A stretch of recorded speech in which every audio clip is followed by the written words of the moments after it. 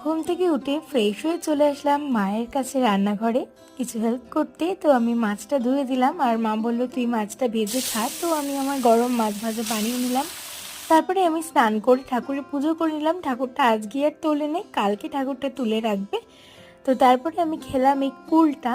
সরস্বতী পুজোর আগে এখনও কে কে তোমরা কুল খাও না কমেন্টে লিখে জানিও। মিনওয়াইল দিদিভাই চলে এসেছিলো আর এনেছিল এই গোটা রান্নাটা। আর পুচকু তো সব সময় বদমাইশি করতেই থাকে। ওর স্নান করার পরে চুলটা আঁচড়ে দিলাম। আর মা ওদিকে করছিল লাঞ্চের প্রিপারেশন, ভাবছিল গরম গরম শিম আর বেগুনের একটা নতুন রেসিপি। তারপরে সন্ধ্যেবেলা খেয়ে নিলাম ফুচকা। ফুচকা খেতে তো আমার ভীষণ ভালো লাগে। আর তারপরে আমি বানালাম রাতের ডিনারে আজকে বানিয়েছিলাম চিকেন কষা আর মা বানিয়েছিল ময়দার গরম গরম রুটি। ডিনারের জন্য তো সবার বাটি রেডি। তারপরে একসাথে সবাই ডিনার করে ঘুমিয়ে পড়লাম।